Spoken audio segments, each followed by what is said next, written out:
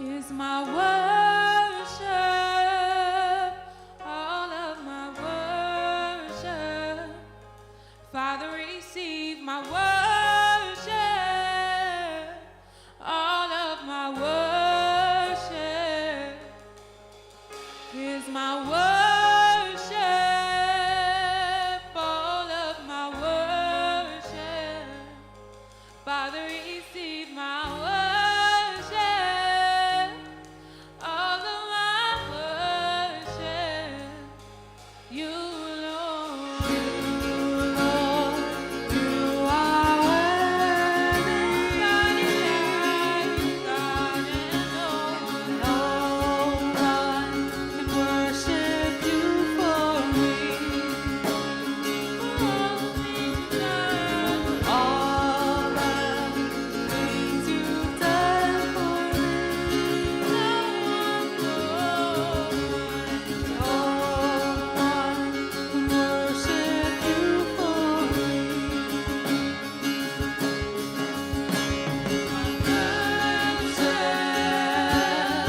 All of my worship, Father, receive my worship.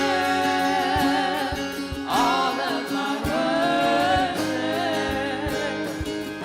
is my worship. All of my worship, Father, receive my worship. All of my worship is my worship. All of my worship, Father, receive my worship. All of my worship is my worship. All of my worship, Father, receive my worship. All of my worship. I will not be silent. I will always worship you. As long as I am breathing, I will always worship you. I will not be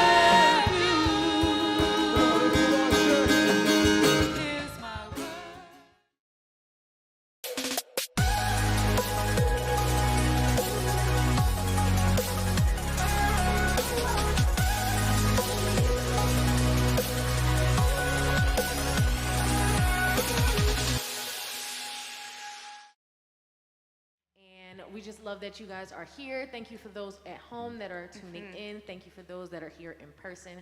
We are excited that you are with us today. Yes, we are. We see you at home and we see you here. It's good to see familiar faces, and it's good to see new faces as well. We love to see new faces. We love to meet people.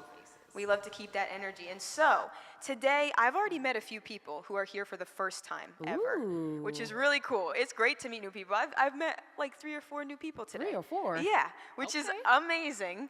And so we love to meet you. We love to get connected with you. So if you have not done this already, one of the best ways to get connected with us is to fill out our virtual Connect card. So this is exactly how it sounds. This is an opportunity for us to get to know you a little bit more and for you to get to know us as well. Yes. So we've made it simple, very straightforward and easy for you. If you have not done this already, you can get out your phone if you are here in these seats and you can scan this safe and secure QR code. Again, if you have some prayer requests, maybe you've been looking for a church home for a little while and maybe you've got some questions for us. That's totally fine. We welcome all the questions, and we love to get to know you. So fill out this Connect card so we can pray with you, get to know you a little bit more. And in addition to that, please, if you haven't filled out that card already and you want to talk with us after the service in the lobby, come out and talk with us as well. We would Yes. love to get to chat with you too. So Yes. fill that out. So today, Asia, what can we expect for our Transformed Church experience What today? can we expect today? So, as we mentioned already, we have a special guest here, and we have a special service. So we will have our. Well, wait. Is it? Sorry, y'all. That's okay. That's okay. Got it? Clever Girl Finance. This is an Yes. opportunity for us to get in tune with our finances, being responsible, and also Yes. learning about how to do that through God. So Side Hustle Sunday Yes. is today. It's going to be good. It's going to be so great. I'm excited for it. I'm ready to write down and get some gems and things like that. I am ready. Yeah, it's time to take some notes. Bola Shakumbi, who is the CEO of Clever Girl Finance, she's here this morning. I have had the privilege of working with her, and it is wonderful. And so I'm excited as she's going to answer some questions for us today and give some knowledge, and it's going to be a great time. So yeah, like Asia said, get ready to take some notes. Today's going to be really, really great. We'll also have a time after the announcements to do the tithe and offering, do a little more Yes. worship together. But we can't wait to get started with today. It's going to Really be cannot It's wait. going to be good. But speaking of some things that are happening here at Transformed Church first, we have some things coming up. One thing is First Wednesday. First Wednesday. First Wednesday. Asia, could you fill them in a little bit about what that is? Okay, so First Wednesday is our new initiative, is going to be an opportunity for Transform Church to do Bible study together once a month. This is something that we've been talking about for a long time. People have been asking, when are we going to do Bible study? This is an opportunity to do that. And also, as you guys know, we have tea groups, but this is something outside of that. It gives us another opportunity to just get to know God and His Word with our people. Yeah, it's an awesome opportunity to come out together for an hour. And now's the time to mark your calendars. Also, Yes. make sure that you mark your calendars for, it's the first Wednesday of each month, to come on out, do a Bible study together, pray together for an hour. There will be some refreshments. There will be childcare provided as well. So don't let that be the thing that's holding you back. It's going to be a great time to come out together. Yes. So mark your calendars for that. This is the time to get out your calendar right now. First Wednesday. First Wednesday. And keep your calendars out because there's another thing that's coming up. Ooh, I'm very excited soon. for this one. Our Transformed Church anniversary party is coming up on October 16th. Isn't that crazy? That is crazy. It's wild. So it's coming up. It's going to be a great time. Anytime that we have a party here and celebrate something, it's good. Yes. People talk about the parties for years, the Yes. refreshments, the little goodie bags, and everybody loves a free yes. t-shirt. We love a free t-shirt. I've got quite a few so Quite a far that few. I've collected over time, but it's time to get a new one, you know? Yes, It's going to be a great time. So come on out. Maybe bring someone that maybe hasn't come to one of these before or hasn't visited church with you before. Bring someone with you. Bring It a would be few fun. people, actually. Actually, yeah, you're right. Don't bring one. You can bring two. Two is better than one, That's a right? good- yep, Even yep. more than that if you want. So it'll be a great opportunity. We'll have some more information for you coming up soon. But come on out, celebrate with us. It's a great time to celebrate what God's doing here at our church and in our lives as well. And just as a community, it's a great time to just celebrate friendship and being together for the past couple of years. So Yes. get ready for that and mark your calendars for October 16th as well. So those are the things that we have going on here at church right now. Also, right now, the kids can be dismissed, and we are going to get into the next thing. All right, let's get started.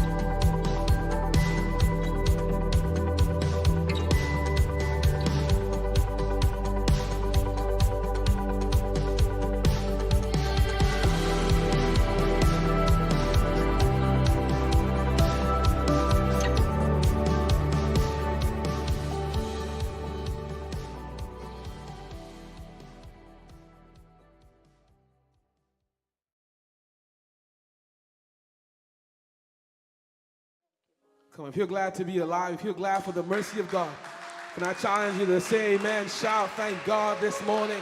Come on, somebody make some noise if you're glad, if you're grateful for the very mercy of God.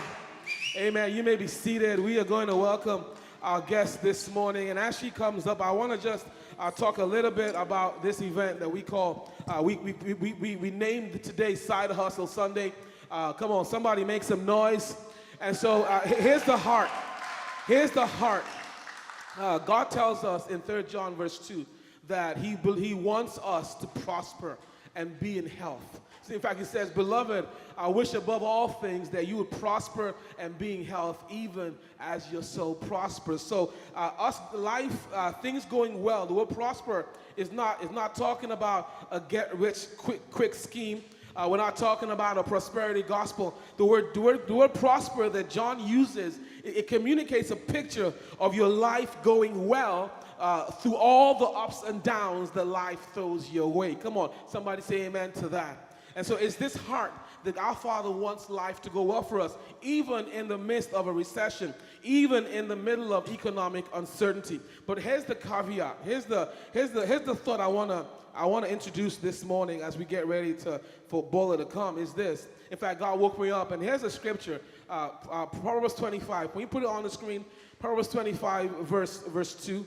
It's on the screen. Let's keep advancing it. Here it is. He says, it is the glory. Everyone say glory. Come on, shout glory, glory, glory. Come on, is anybody excited to be here or not? Come on, yeah? Right? It's the glory of God. That means it means it's best. The way when you see glory in scripture, it means it's the best that God can do. It's the best thing for us. It's the best part of God. So it says it's the glory of God to conceal a thing. So what the writer is saying to us here, that God's best things are not obvious. In fact, God hides his best things from us. But he says, but it's the honor of kings to search out a matter. And here I want to frame this morning. There's things in our lives that we need to know. The information, revelation, truth, how to make money, how to experience increase, all the different things. But God doesn't tell us.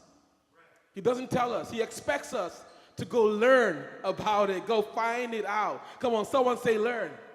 And so this idea that God wants us to pursue information, pursue truth, and you can write this down when it comes to learning. If you will increase your learning, you'll likely also increase your earning as well. Come on, somebody.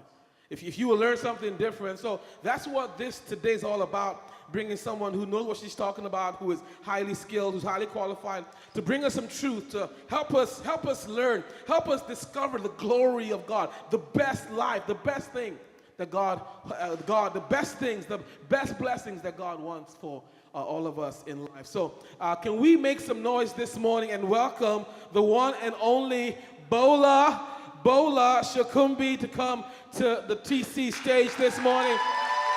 Come on, somebody make some noise. You can have a seat right here. Can we get a microphone? A microphone should be on that table back there. You can sit right there. Run it over. Thanks, Lauren. Again, one more time, let's welcome Bola Shakumbi today. So, did I say that right? Is that how you say it? Bola? Is that how you say it? No, how you say your name, Bola? I love this. Bola Shakumbi, right? Welcome to, you're going to see, let me see if the microphone is on. There you go. Bola is actually my sister, so that's why I'm kind of messing with her this morning. And so we're going to have a good time. Bola, thanks for coming today.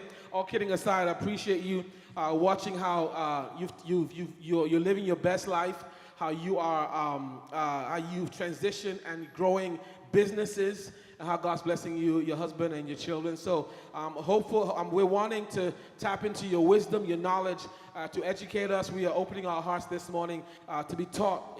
So this is your second time here. So why don't you update us since we had you here last before pandemic? I think it was January 2020. Like you came and then the pandemic started. Like you brought it from New York to Philly. And so what have you been up to? Kind of give us an update where you are and how life is going for you.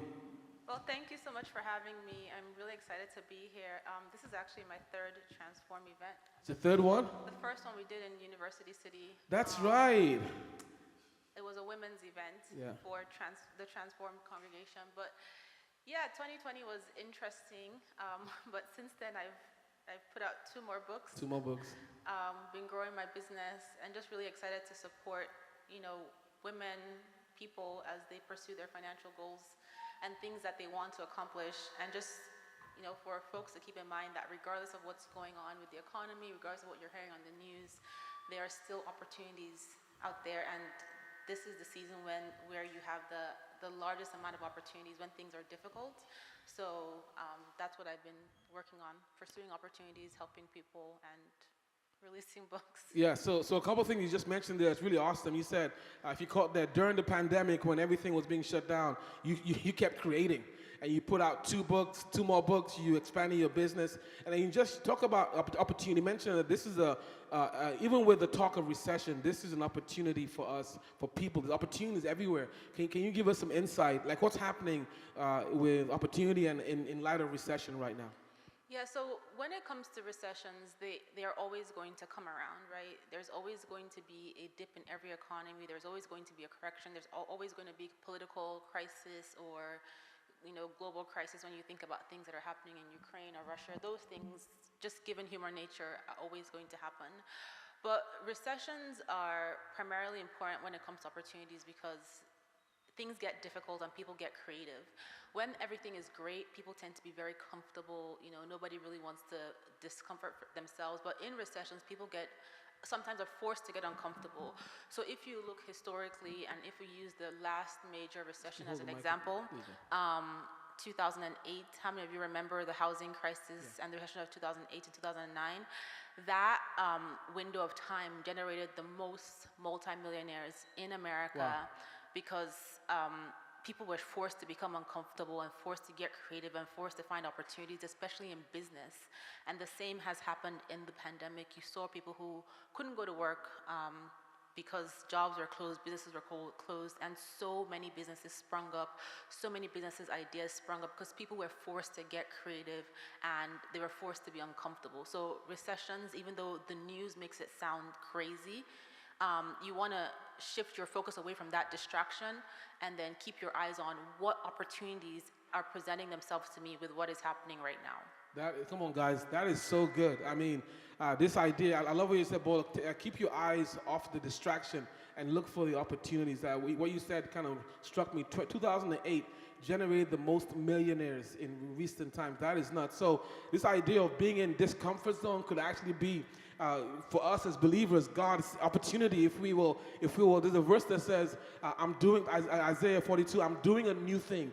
Do you not see it? And that was a time of famine where God said that to them. And so God said, you got to see, you got to get your eyes off the distraction. I love that. I love that thought. Let's talk about your books as we get started here. We want to give them away. We're going to give them away throughout some way.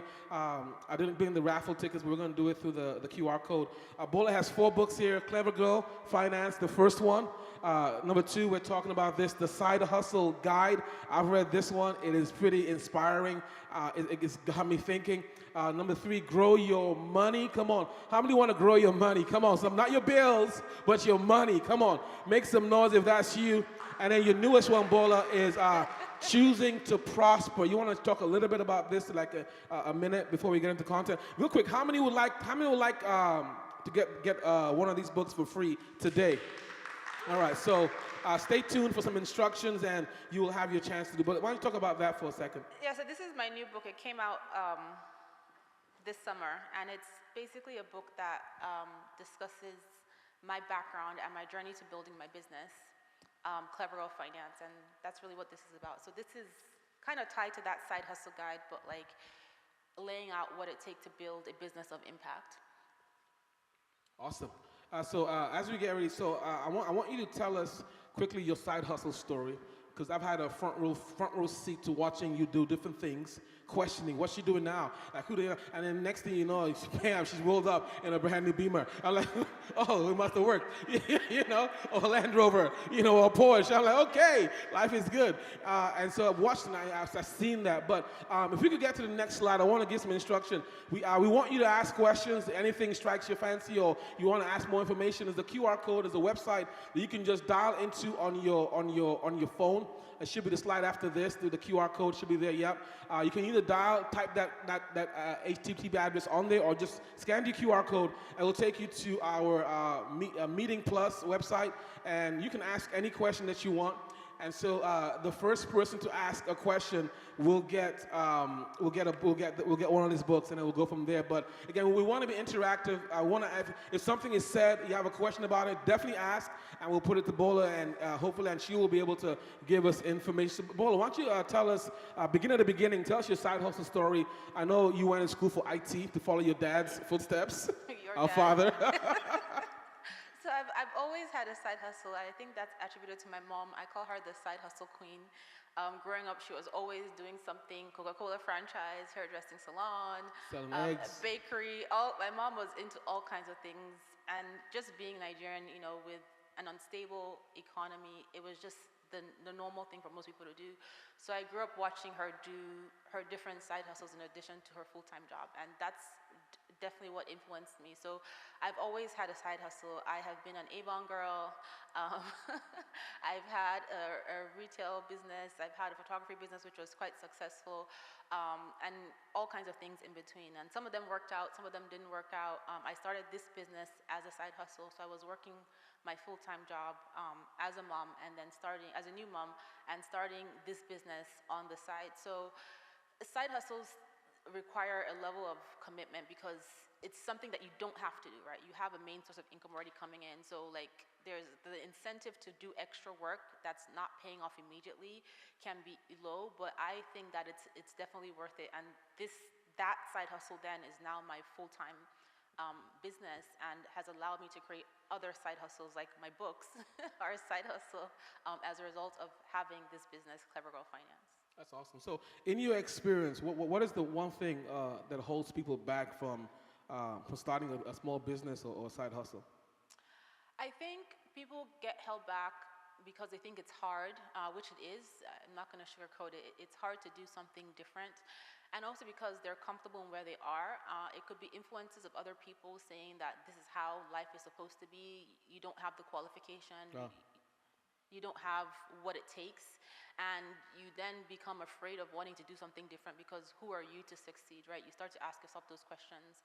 So those are some of the things that hold people back. Some people make excuses about time, but I think that we can all find time, just watch a little less Netflix. Come on. And you will find the time, an hour a day, 30 minutes a day, here and there on the weekend. Sleep a little less, right? Sleep is overrated sometimes. Come on, say it again. Because sometimes in order to get something like a side hustle off of its feet, you have to do it in your spare time, and you have to make this spare time in order to make it work. That's big. In your book, Side Hustle Guide, you talk about the fear holding people back, specifically the fear of the unknown, or specifically the fear of not knowing enough. Can you elaborate on that? Yeah, so a lot of times when you're doing something different, whether it's in your career, in your business, starting a side hustle, it's normal to be afraid of what you don't know. You don't know how you're going to generate the revenue. You don't know how you're going to find the customers. You don't know how you're going to find a better paying job, for example. But I think letting fear get in the way keeps so many people stuck because you end up not doing anything, and then you look back and you feel regret for the things that you wish you did but you didn't do because you were afraid. And so it's important to rephrase that fear, to reposition fear in your life, because really, what's the worst thing that could happen? It doesn't work out. Okay, you pick yourself up, you keep going. You get told no. Okay, you again pick yourself up. Maybe you ask again. Maybe you take a different approach. What's the worst thing that could happen if it doesn't work out, right? Maybe you lose a little bit of money. Okay, you're fully healthy, you're capable, you can go out to work, you can earn more money. So it's important to position that fear. And there's an example that I was once told that I always keep in the back of my mind, that when you're starting something new, you're starting a side hustle, imagine yourself going on a road trip and you have this bus. And on your bus, you have, different passengers. You have your ambition, you have your motivation, you have your business idea on there. And then you have the people who typically sit in the back of the bus that heckle you. That's your fear. That's the haters, the people who tell you you cannot do it. And they're there yelling in the back of the bus. and making everybody feel uncomfortable, right? And the drive is just uncomfortable. But the thing you have to remember is that you are the driver of this bus. You can stop this bus at any time. You can slow down, you can speed up. You are in control. So as a driver of the bus, you need to tell the people in the back to keep quiet, zip it, okay? You're allowed to come on this ride because by default, you're my family. Fair is part of life, right? You're gonna come on this bus, but you cannot make this whole journey uncomfortable for everybody else. So you have to remind yourself, what do I know I can do well? What is the first step I can take, as opposed to letting fear overwhelm the whole situation? Start focusing on the things that you can do now to ease you forward to your overall big goal. That's all. I love that. Stop letting fear overwhelm you on the journey, right? So can you make that practical? So you started the Onada Photography. Can you talk to us about that business? I know at one point you were making at least to my knowledge, over $70,000 a year as a side hustle. Like how did you overcome fear to start? How did you start that? Our dad was always interested in photography. He always had some sort of camera with him. And so as I got older, always had a camera. I enjoyed taking pictures. And I went to a friend's wedding in Jamaica, and I had my camera with me. And her wedding photographer happened to come, about an hour late. And so while she was getting ready, she said, "Hey, Bola, can you just take some pictures of my wedding?" So I did that, and when I gave her the pictures when we got back from the trip, she was really happy about it. And I was like, well, the side hustle thing in me was like, ding, ding, ding, maybe this is a potential idea. Ding, ding, ding. So I was like, okay, how can I make some money from these pictures that I took? Mind you, I did not know how to edit. I didn't really know how to use the camera. It was just on auto. I didn't know what it took to run an actual business, because there's the skill set and the talent, and then there's the actual business, like the business finances, marketing, all that stuff. I didn't know any of that, but I was like, I know that I got a compliment, so I want to try to make some money. So I put an ad on Craigslist for a free wedding, and I told myself, okay, even if I ruin the most important day of these people's lives, first of all, you did not pay me. It was free, and I gave them the full disclosure. I have never shot a wedding before, so do this at your own risk. And so they decided to hire me. I did the wedding, and they liked the pictures so much that they gave me a $300 tip. Yeah. And I found some editing software online. I would watch a few videos here and there, read some tutorials, and taught myself how to edit, taught myself how to use the camera. I joined a meetup group with other photographers in the New Jersey, Philadelphia area, where we would meet on the weekend and go out and practice photography. And so that's really how I started that business, and eventually built a portfolio and started to share my pictures online. And the good thing is that when people like your work, they will talk about it, right? Especially when someone is getting married. A bride will ask a friend, who did your pictures? And then they will recommend you. So that's how that business grew. And just the fear for me was, what if I ruin somebody's day? But then I started out doing the free wedding, so I minimized the risk. Yeah. Because there's nothing you can do if you don't like the pictures, because you didn't pay me any money. So that's how I kind of managed through that. And then I was intentional about overshooting, right? Which basically meant that if they wanted one picture of the family, I would take 10. So at least I could pick the best one of those 10, just in case that one picture I took was not good. So I kind of found ways to work around things when I was telling myself, well, this cannot work out, but then how can I make it work, right? What can I learn? What can I do? Who can I talk to make this work so that I can grow this new side hustle I have? That's awesome. I love that. So we got a bunch of, come on, let's give Bola a hand this morning. There's a lot of truth and wisdom that she's, like free. They can't see you if it's free, right? Come on, somebody. But at the same time, I love what you say. You minimize the fear and the risk. Like you find practical ways. Like you got to keep moving forward. Like we can't let fear stop us. You got to figure out how to minimize the risk and be practical and talk through it. So we got to move on. We got a bunch of questions coming through the site. So thank you so much. I want to ask you. Maybe we're gonna already in my question where we can talk. Someone says, how do you find the balance between a side hustle and a full-time job? At that time, you were working full-time for Comcast or AT&T or something like that? When I started my photography side hustle, I was working full-time for Comcast. Yeah, so how do you balance the side hustle and the full-time job? I think you always want to prioritize what's paying your bills, right? So you definitely do not want to sacrifice the quality of your work or jeopardize your ability to earn a consistent income until you're able to get your side hustle off of its feet. So obviously that's where your priority is going to be. You're going to show up on time to work. You're going to deliver your work. You're going to impress your boss. You're going to work towards that next promotion. But then you're going to work on your side hustle. And for me, working full time, it meant that I was working on my side hustle late at night after I put my kids to bed, and on the weekends, right? So that means giving up certain things. There are some hangouts you won't be able to go to. There's some friends you're not going to be able to see that often. You're going to be tired. I was tired. I had two young babies. I have twins, and so it was basically working until about 5 or 6 at work, coming home, picking them up, putting them to bed by like 8 or 9, and then working till like midnight or 1 a.m., and then waking up at like 5 a.m. to do work. And it sounds a lot, but for a short period of time, Yes. in those early stages when you're trying to get something done and you have that really high motivation, you can do anything for a short period of time. Maybe waking up early or going to bed late for a few weeks, for a few months, while you get this thing on its feet. Because the biggest issue people have when it comes to starting something that's outside of their comfort zone, that is not a must do, a side hustle, right? It can change your life, but there's no requirement for you to do it because you already have this job that's bringing you an income. The difficult thing for people to do is be committed to getting that foundation built. That's the hardest part. But if you can commit to doing that by getting clear on how bad you want to succeed, how you think this, if it takes off, can change your life, how it can allow you to basically live your life on your own terms, you're not reporting to any boss, you're not, then that can be the motivation. And it's also okay if you choose for your side hustle to be a side hustle. You only want it to be a side hustle. But again, you have to prioritize it so that you can make it successful. For side hustles that don't work out, a lot of times that people give up too soon, or they just, they're not dedicating the time, or you also have to know when it's time to move on from this side hustle because it's not working, and then figure out something new. But the most important thing is dedicating that time, which means that you might sleep less, which means that you might be tired a lot, which means that you may have to give up certain things and even certain people to build that foundation, especially in the early days. I love what you said. You may have to give up certain things and certain people to get to where you want to go. But it sounds like you're saying that to get started, we can. I love what you said. We can do anything for a short period of time, but we have to get comfortable being uncomfortable because of where we're trying to get to, right? And so I love that thinking. What's the most uncomfortable or difficult thing you had to process in getting started?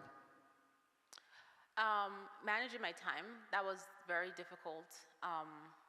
Because it's balancing work, balancing kids, balancing family, balancing this new business that I want to start.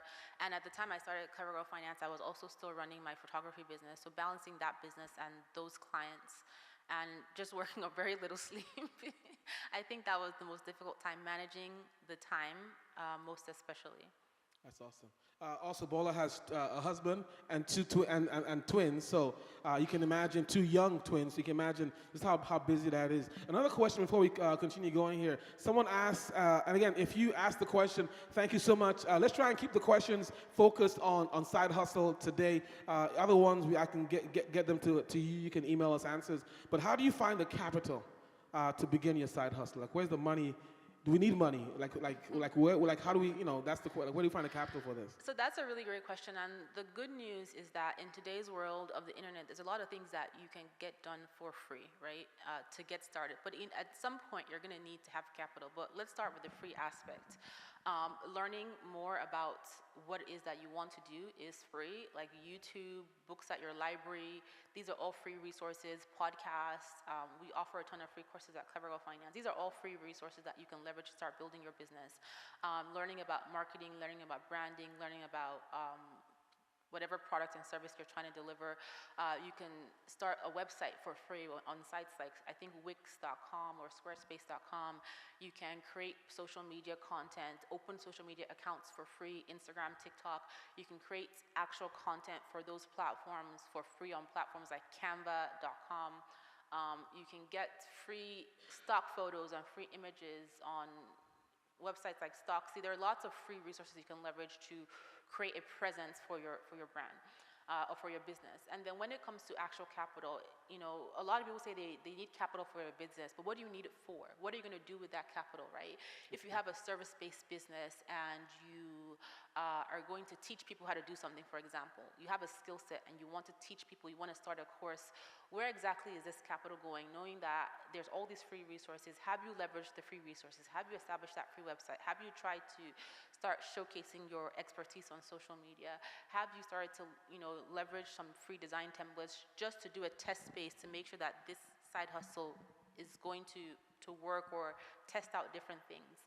And then when it comes to capital, right, a lot of people are like, well, I can just take a loan for my 401k, or I can use a credit card.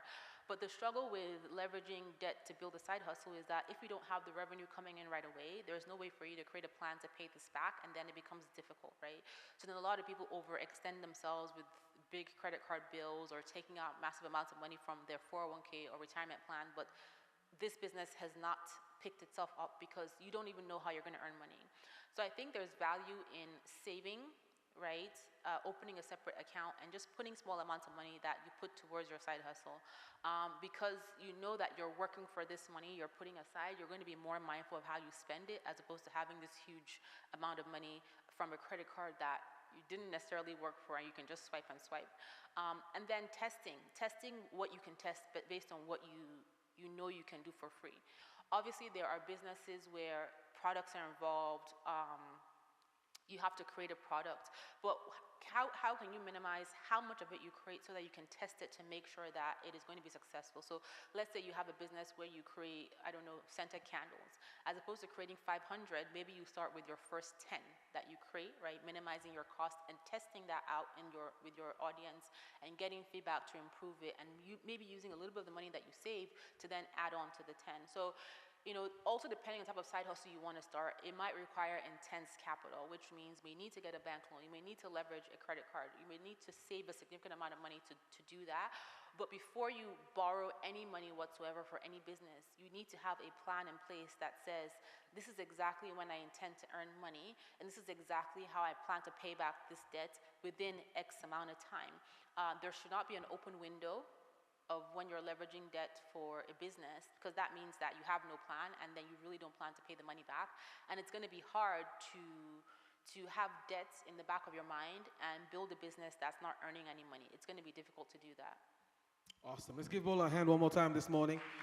Thank God for that. So let's get a little practical. Your story, obviously now you started Clever Girl Finance. You have almost 400,000 followers, and I watch you on CNBC, MSNBC, Squawk, all the money. I'm like, that's my sister, whatever, And how did you come up with the idea?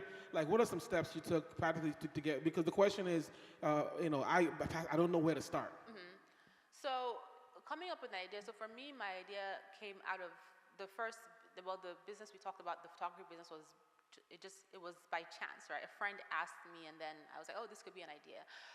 My Clever Girl Finance business came out of interest, personal finance, something that I was interested in. And I just decided that maybe I could write more or talk more about what I was doing personally to save and invest, etc. And that kind of grew from there. So for those of you who are thinking, well, I want to start a side hustle, I think the first question you want to ask yourself, is a side hustle right for you, right? Because I've talked about finding time, but there are people who really don't have the time. And so maybe you shift your thinking into earning more at your job, right? Getting a better paying job, improving your skills to expand your career. But then if you're someone that really wants to have this buffer, you want to do a side hustle, you want to have your own business, then there's a number of ways to determine what it could be. Number one, it could be based on things that people compliment you on. You're so good at that. Oh, this is so great. It could be on a skill that you have, that you know how to do well. And this doesn't have to be a certified skill. It doesn't have to be a skill that's tied to a degree or certification. It could be something that you know you do well, like you do web design well, you do coding well, you do baking well, you do hair well, whatever it is that you know that you do well, you do design well, that could be a potential side hustle. And it could also be based on passion, something that you're really, really passionate about, a mission you're really, really passionate about. Or it could be based on a niche that you've identified that is an area where you know you can make money. You may not necessarily be passionate about the niche, but you're willing to put in the work to get your business off of its feet, right? So imagine people who own side hustles or businesses in porta potties, right? I can't imagine that they're passionate about the porta potties, but there's a lot of money to be made in a business like that. And I've met people who own businesses like that, where they contract to building sites and they make a lot of money that way, but I don't imagine that they woke up and say, oh my God, my passion is porta potty. So your side hustle doesn't necessarily have to be That's about good. passion. That's good. You just have to be motivated to do the work. That's good. I love that. That's so good. Because so often we hear, follow your passion, but maybe there's a lot of money to be made outside of passion if there's an opportunity that you can maybe monetize, correct? Yes, and not every passion is going to make you money, if we're being really honest. There's a lot of things that I'm passionate about that I know that I'm not going to make any money doing. So you have to, when you're thinking about business, think of it as a business. Remove your emotion from this, right? You may have an idea that you do a survey and 10 out of 10 people tell you this is terrible, then maybe there is something you need to reflect on here, right? Yeah. Sometimes passion is not enough. So you're saying if no one likes your cooking, like everybody, don't start a cooking business, right? Because you love cooking, but you can't fry chicken. But that's practical, right? And sometimes we need to hear practical advice because, man, that's where our growth will come. Getting good feedback. In your book, you talked about some niche. You mentioned that just now. Some side hustles are recession-proof. Yes. Who are you giving the first book to? Who asked the question? Because I was anonymous. Who asked the question? I forget which question I asked just now. 1 second. Who asked the question? Where do you find the capital? Make some noise and come get this book, Choosing to Prosper. Come on, come get it. Yeah. All right, so keep the questions coming. Yeah, you go. Keep the questions coming, and you increase your chances of winning a book before the morning is done. But talk about niche resources, niche side hustles. Recession-proof businesses, and I may need to look it up in this book. So recession-proof businesses are basically businesses that are resistant to negative economies because they are based on things that people are always going to need, right? So it doesn't matter how the economy is doing, especially when it comes down to staple services and staple products. People are always going to spend money on them, even if they're spending less money. So for example, it doesn't matter what is happening in the economy. You still need to get to work, so you're always going to repair your car. You're always going to go to the auto dealership or the car repair to change your tires, to change your oil. Because you have to get to work, you have to get around.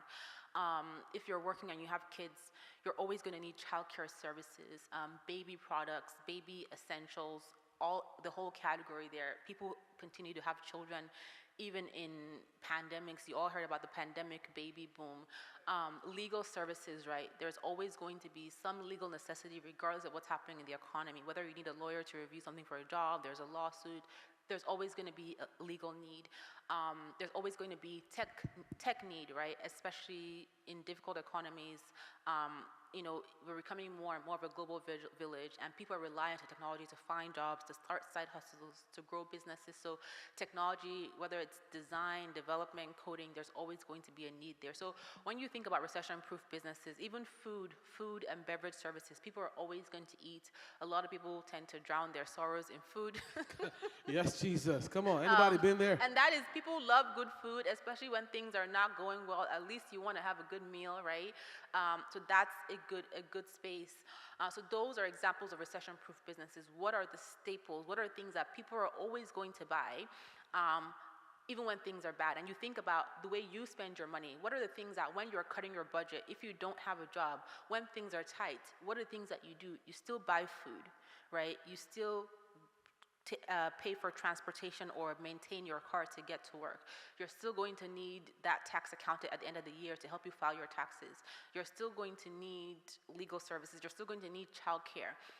You're still going to buy baby formula, diapers, baby teething things. You're still going to pay for all those products and services. There's a few other businesses in that category that I'm not. Page I'm blanking a little bit. Yeah. in your book. So let me see what others. Health services, right? Healthcare specifically. Whether it's healthcare, transportation, those are areas that are always. It doesn't matter what's happening in the economy. And then also financial services, right? You're still going to go to the bank. You're still going to try to invest. You're still going to be spending money. So anything around those categories are opportunities for where you can build recession-proof businesses. Awesome. Someone asked this question: the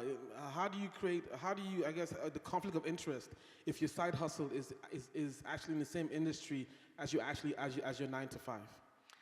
There's no conflict of interest unless there is a contract that says, I mean, you can't compete with your employer, but then your business would be so small that I can't imagine that it would matter, because by the time they realize that you're competing with them, you don't need to work for them anymore, right? So,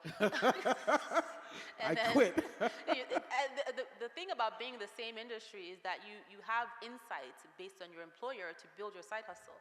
You have insight to what's happening in the industry to build your side hustle. So you don't need to tell them. I mean, they didn't ask you. So you don't volunteer that you have a side hustle.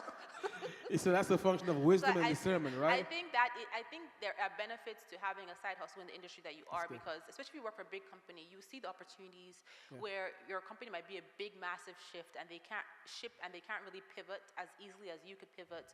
You could identify the issues that you could improve upon in your side hustle until you eventually leave them. So there isn't a conflict unless you want it to be, unless you tell your boss that, you know what, I'm working on my side hustle here for this same industry that you're in, but why would you do that? Awesome. Why would you tell your boss that? So who asked that question? Come get this book, The Side Hustle Guide. Who asked that question? How do I create division? Come on, make some noise. Yeah, that's good. That's good. There you go. Enjoy that. That's awesome. So let's keep going. Let's talk about planning. Because sometimes we minimize, it's just a side hustle. How important it is to have an actual business plan for your side hustle? So I think it's really important that, first of all, you change your mindset. Yes, it's just a side hustle. You have another stream of income, but a side hustle can be a total game changer, and it can change your life. And there's no, if you're able to execute it properly, there's no income limit, right? You're not assigned $40,000 a year on your side hustle. Your side hustle can grow and be as big as whatever you want it to be. Even in categories that you may think people are not making money, anything that you can think of, people are making money in those categories. And they're making a lot of money. So adjust your mindset of it's only a side hustle to this thing can have potential that can change my life. When you think about it that way, then the whole way you view this thing you're doing is different, right? You value your time that you're spending there more, and it's just really important to think about it differently. So your question was planning. So no matter what is you're doing, you really want to have a plan of movement, right? A business plan. And people who think about business plan and they go online, they Google business plan, and they find Coca-Cola's 100-page business plan, they get overwhelmed. They're like, oh wow, I can't do business. This is not meant for me. And you're not Coca-Cola. Coca-Cola has been around for over 100 years. They hire thousands of people across the company. Why do you want to use Coca-Cola's business plan? It cannot help you, right? So really what you're thinking about is putting on paper your plan to execute your business. And your business plan is a work in progress. It's something that you're always going to update. It's going to evolve as you grow, as you test, as you change your mind. But really, you want to have a few key things on there. What is your business about? Who is your target audience? Who are the people that you're trying to reach, right? Where do they live? How old are they? How much money do they make? Who are those people? What are the actual products and services that you want to deliver to this audience you've identified? And also, where are you going to find this audience, right? Where are you going to promote your business? It's just listing. It's almost like a brain dump of all the things you need to do to get your business off of its feet. How much money do you need to set up your first product or your first service? Where are you going to set up your free website? What social media accounts are you going to set up first? This is essentially you laying out a plan of action, almost like a checklist of things that you need to do to execute. So your business plan can be one page, and as you learn more, you may decide, you know what, I want to stay in this industry, but maybe not this service. Maybe I want to change my service. Or you know what, I realized after I put my message out there that this is not the right audience. This is the audience. You update this document. So it's really you creating a plan of the action steps you want to take.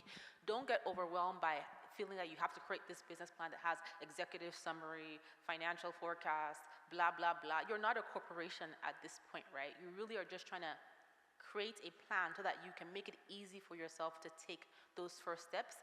You don't want your business plan to overwhelm you. Like, I've gotten business plan documents, and I'm like, you're trying to sell candles, but you have a business plan for Tesla. Why? Yeah. That is so good. Come on. How many are being helped this morning? How many are being provoked or inspired? Make some noise. Yeah. So another question here in line of planning. Would you say start and learn as you go, or research and plan then launch well? So the thing with research and planning and then launching is that people get stuck in that research step forever. You've been researching this business for the last 25 years. Come on, anybody done that before? And then you get mad because you saw people on social media who are doing the business you want to do, and they've built this business, and now you're like, oh, I can't do it because my neighbor, you're telling everybody about your business idea, you're telling everybody you're researching, but then you're not actually doing anything. So don't get stuck in the research space. Build and then learn as you go, right? You're always going to get to those points where you have to learn something. So let's say today you go home, you're going to go and say, how do I create a simple business plan?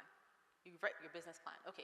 The next thing you need to do is start your website. Where can I go to find a free website? You've learned that. You start the website. Oh, I need a logo. Where can I go to get a free logo? Okay, I learned that. I'm going to go to canva.com. I'm going to create a simple logo. Keep in mind that all of these things, the website, the logo, once your business gets up its feet, these are all things that can be reiterated, can be re-improved. Like the branding that we have for Clever Finance is not our day one branding. The branding that you see for Apple that we all use, the products, is not their day one branding. You start lean.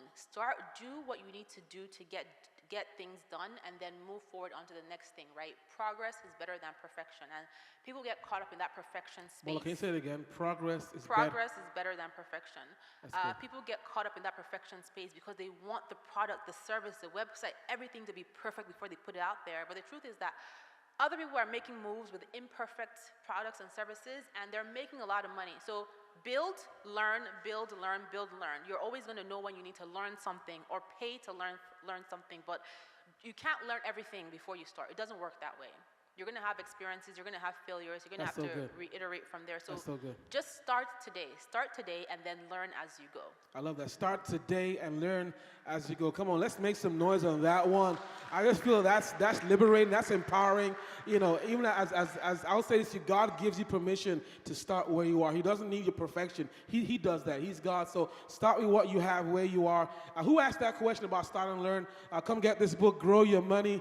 Same person, well, give it to someone else. Who wants this book? Just come get it. Just come get it. Just come get it. Come on, come get it, y'all. Wait, you start where you are. Take the first step, y'all, and you get a free book. You're thinking about getting the book. I might want to get up. Maybe I should. No. The person who gets it will get up off their feet and do something. That's awesome.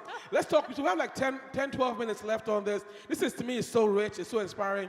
I feel like we could ask questions and you could just unload. But let's talk about branding. Branding, that's like a thing. Everyone, how important is it? What are some mistakes people make? Like, how does branding play into getting our side hustle going? So branding is just essentially a look and feel that makes you memorable. So don't overthink this branding, right? And also, again, I said at the beginning about moving the emotion aside, right? Just because your favorite color is red doesn't mean that that should be the brand of your business. Because for a lot of people, red unconsciously connotes danger, right? So is red the right color? Depending on the business that you're in. So for example... Say it again. So for example, let's say you have a mental wellness business.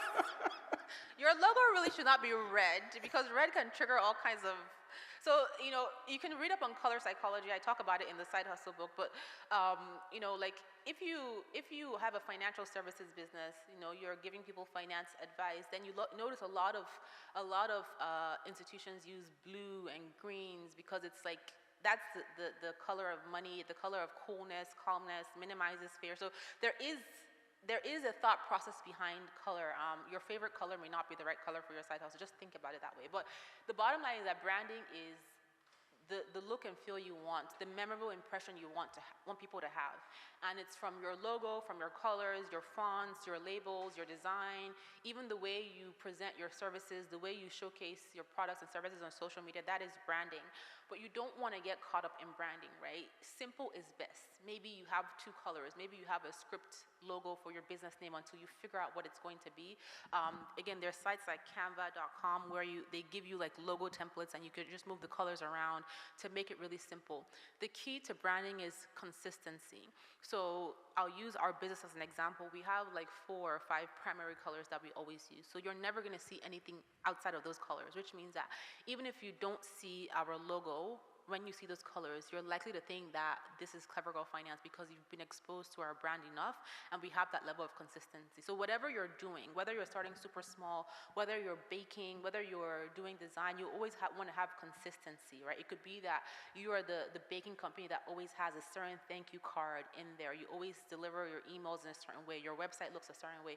You want to have consistency. And also with what you showcase on social media, you want to have consistency in the look and feel of your brand. It's just making sure that you have this, it's like, think about Coca-Cola, for example. You go to the grocery store, you don't even need to see the name Coca-Cola. You see the red, white, and black, and you know immediately that that is a Coke product. Even if you see the box from behind, even if they release a new product, you always know that that is them.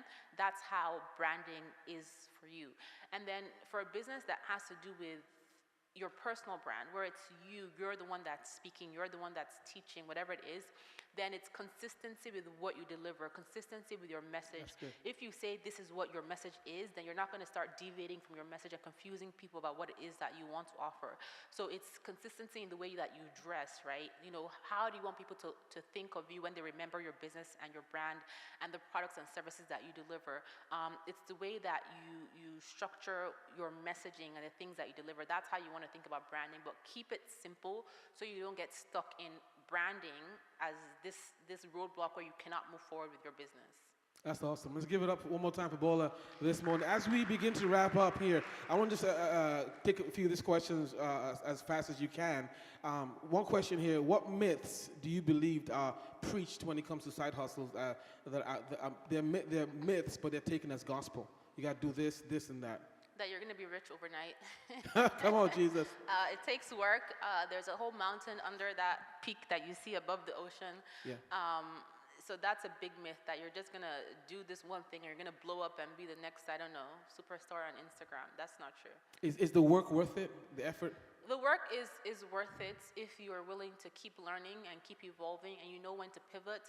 For a lot of people, it's really hard to shift away from their original idea, but as you gain experience, as you build your side hustle, you're going to realize that maybe there is a better opportunity, a better angle, and you should be able to pivot, right? Again, this is business. Remove your emotion from it. Don't get emotional about a business, right? Because you can always start another one. You can always start another one. That's good. That's good. Look at crazy Elon Musk. He's Tesla, but he came from the days of investing in Facebook and PayPal, right? Nobody remembers any of that. So you can always shift and pivot. And now he's into cars and space travel. That's so different from PayPal and so different from Facebook. So you want to think about it like this is business. Remove the emotion from it. It doesn't work out. You can actually take that same business, rebrand it, restructure it, and execute it again. So that's wisdom. Separate your emotion from that business. Otherwise, you overwhelm yourself even more. That's good. That's good. Real quick, what are your thoughts on franchising as a side hustle? I think franchises are a good side hustle if you find the right franchise. But one thing to keep in mind is that a lot of franchises are not structured to be side hustle. You have to put full-time effort into it to get the franchise off of its feet, and it has specific structure you need to follow. So it's going to be hard for you to be creative in a franchise because there is an owner, there is a boss to this business, and you are just paying to be part of their world. So it's unlikely that you can execute a franchise as a side hustle unless it's something really small. But then can you look at that franchise model and make it into your own business on your own terms? That's good. That's good. How do you attract sponsors to help you grow your side business?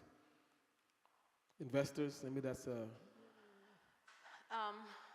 So sponsors to grow a side hustle, what do you need the sponsors for capital? How do you intend to spend the capital? And then while you are waiting for sponsors, because everybody needs a sponsor. I mean, everybody's looking for free money. Yeah. While you're waiting for the sponsor, what can you be putting aside to be able to become your own sponsor to sponsor yourself? That's good. Sponsor So yourself. you can you can find sponsors. So a sponsor, in my understanding, is someone who wants to partner with your brand because you are able to reach their own target audience, right? They can leverage your business to also reach their own target audience. And maybe they give you money as payment, maybe it's a collaboration. But keep in mind that when you're working with a sponsor, it's never because they're trying to help you grow your business. It's because they have their own intent for their own business, right? So when we work with sponsors, when we work with financial institutions or women's brands, essentially we're promoting their business to our audience, but we're getting paid for it. The other way is investors. When people give you money to grow your business, and then the hope is that you're able to give them back the money with interest or with a return. And that you want to be very careful with, because when people give you money, then they're going to be calling you on Sunday morning and saying, hey, I want to update what's happening to my money. And then you might just be at the cusp of building this business and like, you know what, I want my capital back. So be very careful who you take money from. I would say start out by just creating that bank account right now. Start putting a little bits of money in there. Validate your business model before you go out to seek a sponsor, before you go out to seek an investor, before you go out to seek a loan, because the last thing you want is to take somebody else's money, take somebody else's commitment, and then you cannot deliver because you haven't figured it out. That's good.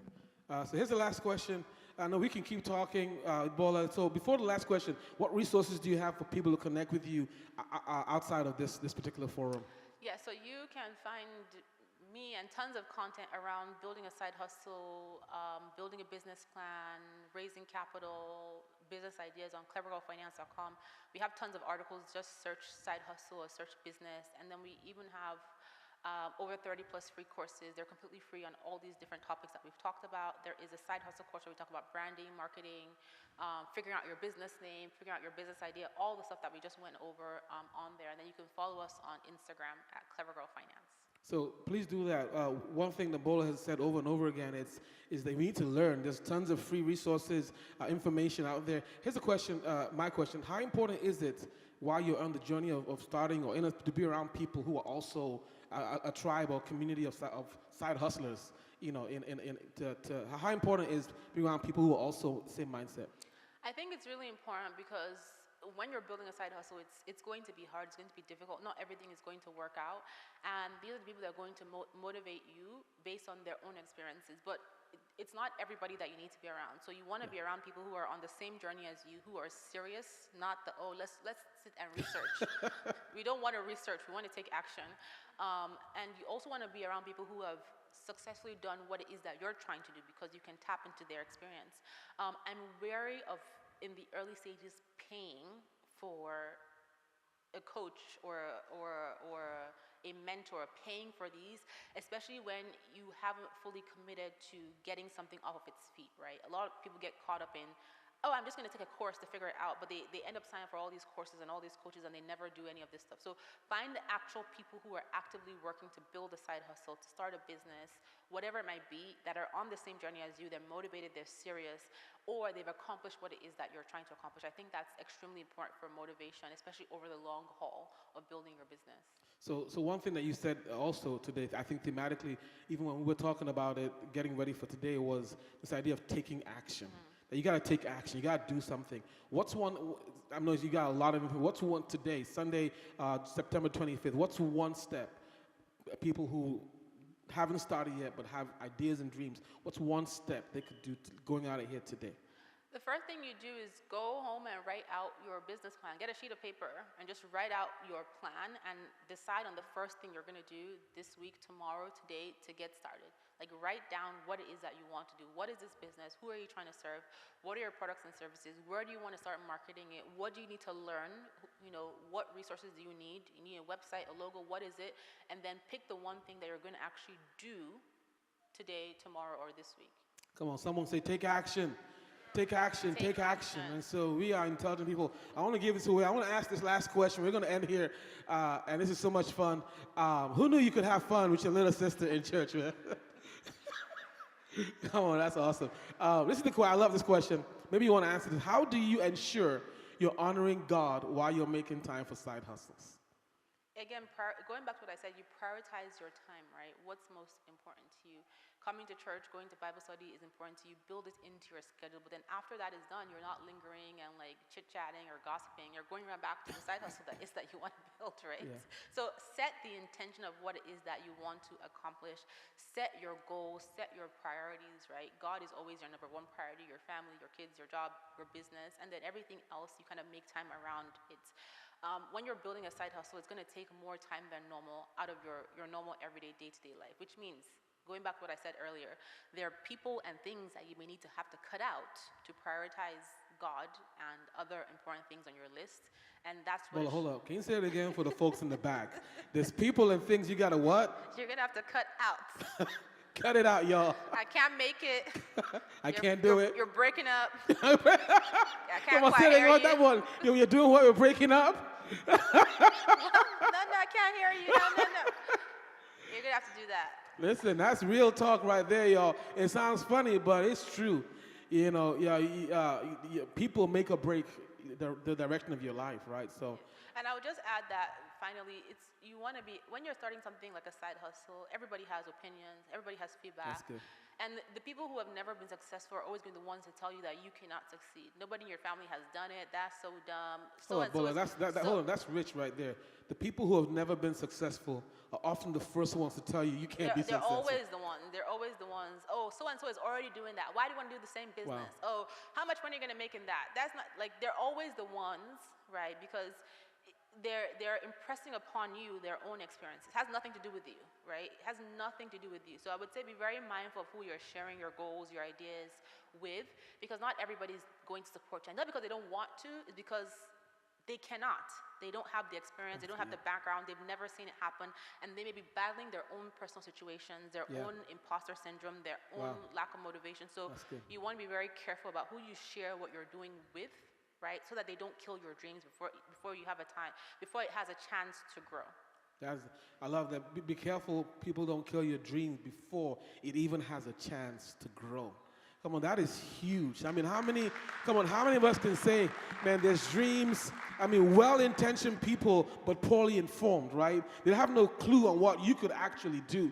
So that's huge. So, come on, who asked that question? How do you ensure you're honoring God while you're making time for side hustles? Who asked that question? Somebody asked the question. It's on my screen. I didn't ask itself. Who wants this book? Come on, get it. So let me give you a free tip, right? Pastor Bodie's interpretation of that question. How do you honor God while making time for side hustle? That's the question. Let me help you with this one, right? Hey, listen, let me help you. It's real easy. When you start making money, give some of that money to the church. And somebody said amen, right? That's what he said when give first fruit. That's what God is talking about. When I start blessing you, bring some back to my house so I can, help somebody else. So come on, can we make some noise and honor this woman who came out of her schedule to be with us? Man, Bola, you are such a fountain of wisdom and revelation in many ways, and validated by your life and how you've walked it out. So as your brother, as your big brother, I'm really proud of you, But all kidding aside, you represent our family really well. You are representing black women on a national stage in a powerful way. And we're praying that God continues to use you